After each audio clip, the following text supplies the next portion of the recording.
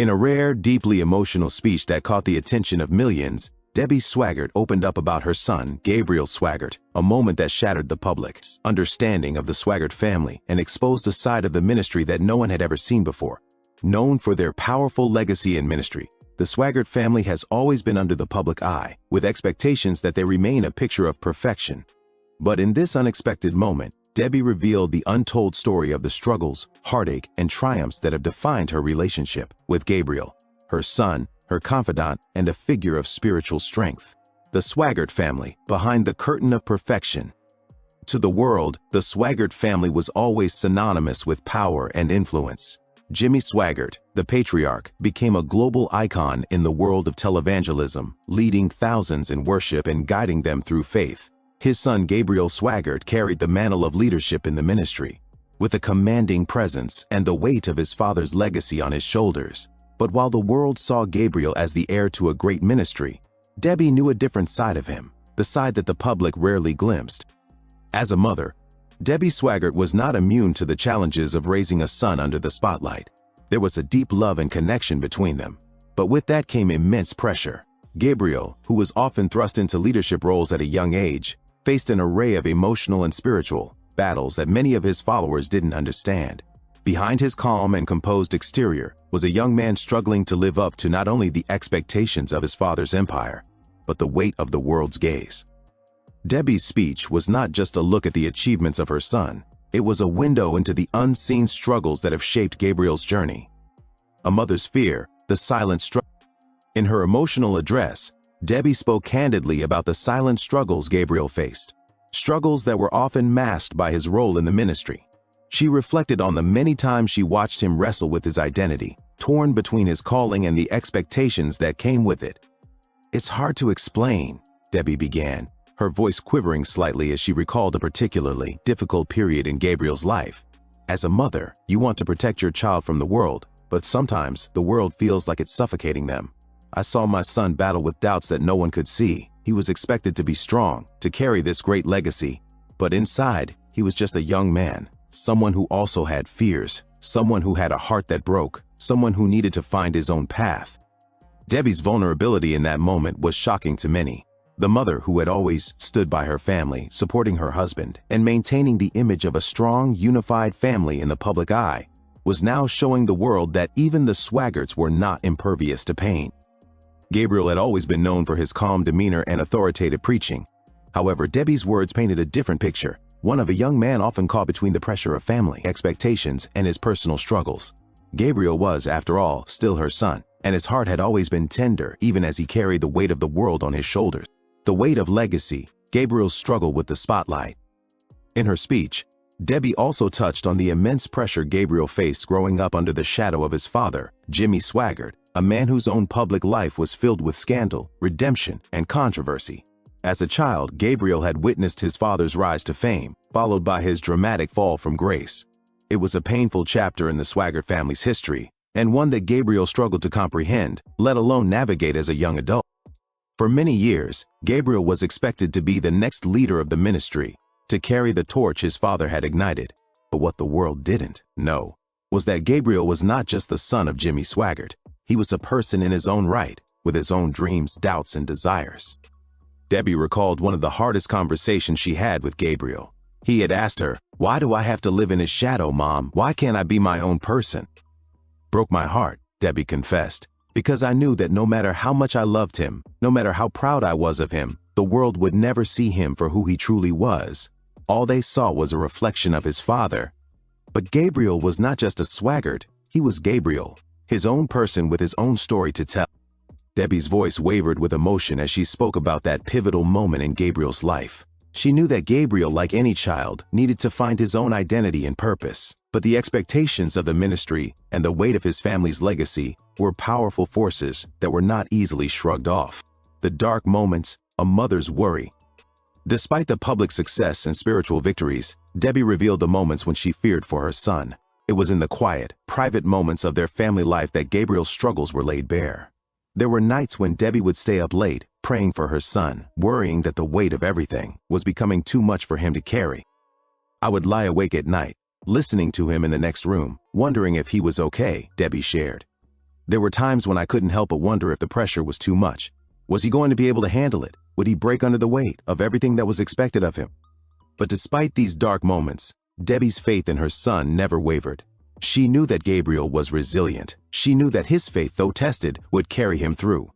But in those private moments of reflection, Debbie allowed herself to grieve for the son who was never allowed to simply be himself without the weight of an entire legacy resting on his shoulders. Breaking free, Gabriel's journey of self-discovery.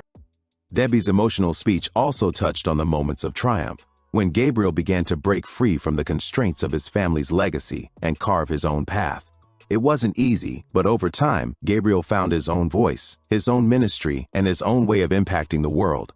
He began to speak with an authority that was uniquely his own, not merely a reflection of his father, but a powerful voice in its own right. As Debbie spoke about these triumphs, her pride was evident.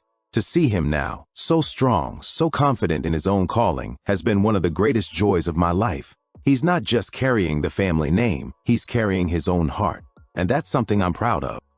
For the Swaggarts, the public struggle of maintaining the family legacy had often overshadowed their personal growth. But Gabriel's journey of self-discovery was a testament to the strength of the Swaggart family's foundation. Despite the obstacles, the pain, and the expectations, Gabriel had found his own path. And Debbie Swaggart couldn't be prouder of the man he had become. Debbie Swaggart's emotional speech did not stop at the pain of watching her son struggle. Part 2 of her story dives even deeper into the moments the world never saw. These were the quiet, hidden battles that shaped who Gabriel Swaggart became, far away from the blinding lights of the pulpit. And for the first time, Debbie opened the vault of memories she had guarded for years. A son in silent pain, when Gabriel nearly gave up, Debbie's voice softened as she began to describe a chapter that even many close to the Swaggart family were unaware of. There was a time, she said, when Gabriel almost walked away from everything. The congregation gasped. Even those who had followed the ministry for decades had never imagined that Gabriel, always seen as the confident, steady, next-generation leader, had come close to stepping away from the ministry completely. Debbie recalled the night with vivid clarity. He came home after a long day at the ministry. He didn't say a word. He just sat at the dining table staring at his hands. When I finally asked him what was wrong, he looked at me with tears in his eyes. Then Gabriel said something that broke her heart. "Mom, I don't know if I'm strong enough to carry this family's name anymore." Debbie paused during her speech, trying to control her emotions. "That night," she continued, "my son wasn't a pastor. He wasn't a leader. He wasn't Jimmy Swaggart's grandson. He was just a young man who felt crushed by the world." It was the first time she realized how much Gabriel had been battling internally, even while preaching hope to thousands. The pressure of perfection, Gabriel's hidden battle with expectation. Debbie went on to explain the hidden pressure her son carried. The legacy of his grandfather, the expectations of millions of viewers, the comparisons to his father, the fear of repeating the past mistakes of the family. People saw Gabriel preaching powerfully every Sunday, but they did not see him backstage, kneeling, shaking, praying desperately for strength. Debbie revealed something shocking.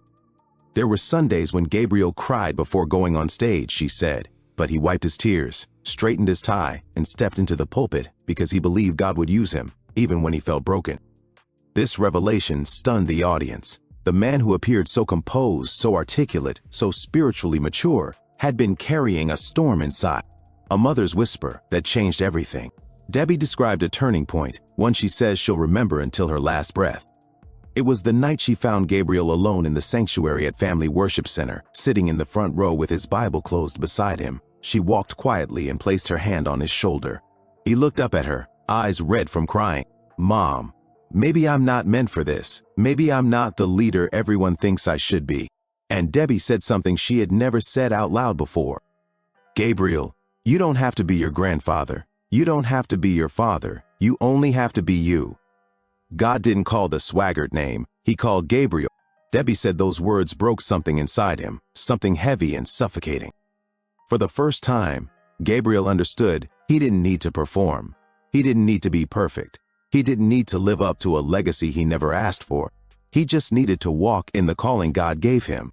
And that one moment, Debbie said, became the foundation of Gabriel's new strength, the crisis that united the family. Debbie went on to describe one of the most difficult seasons in the Swaggart household. She did not reveal every detail, but she made it clear that Gabriel faced a personal crisis that shook the entire family. It wasn't moral failure, it wasn't scandal, it was something deeper. Exhaustion, pressure, burnout, spiritual heaviness. There were weeks when Gabriel didn't want to preach, weeks when he was distant, weeks when the pressures of leadership nearly crushed him. Debbie recalled family meetings where everyone sat around the living room. Jimmy Swaggart quiet and reflective, Donnie pacing the floor, Jill trying to comfort Gabriel, and Debbie praying with a trembling voice. "We didn't know what to do," Debbie said. "For the first time in many years, our family felt helpless.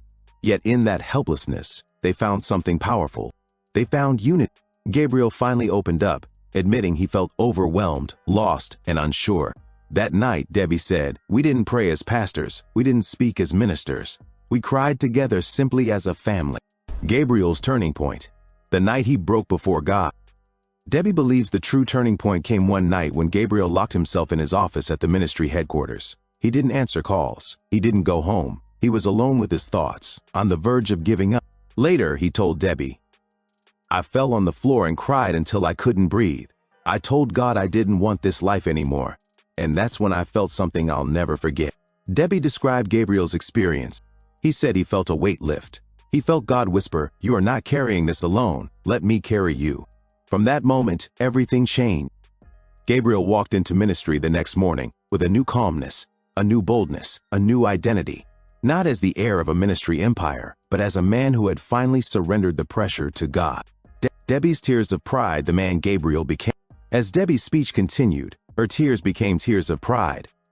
"Today," she said, looking toward Gabriel, "I don't see a boy burdened by expectations.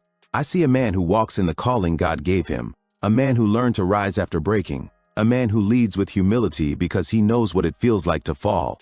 Her voice softened again.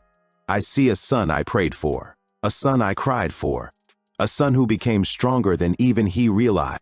And at that moment, the entire church could feel the weight of those words. Because this was where Debbie Swaggart revealed the confession Gabriel had kept buried for years, something he himself never planned to say publicly. Debbie took a deep breath before she spoke those words. Her hands trembled, her voice softened, and every person in the sanctuary leaned forward, sensing that what she was about to share would change everything they thought they knew about Gabriel. "Mom, there was a time I lost my faith." The sentence hung in the air like a lightning bolt. Debbie repeated it slowly during her speech, and the shockwave rippled across the auditorium. Gabriel Swaggart lost his faith? The same Gabriel who preached fire, the same Gabriel who stood beside his grandfather, the same Gabriel who carried the ministry through storms. Debbie wiped her eyes and continued, "Yes, my son told me that there was a time when he didn't feel God at all, a time when he prayed and felt nothing, a time when he questioned everything he was raised to believe." The church went completely silent. Even the sound of breathing felt loud. The hidden darkness, when Gabriel's smile was a mask. Debbie explained how Gabriel had become a master at hiding his pain. He preached with confidence. He smiled during interviews. He encouraged others.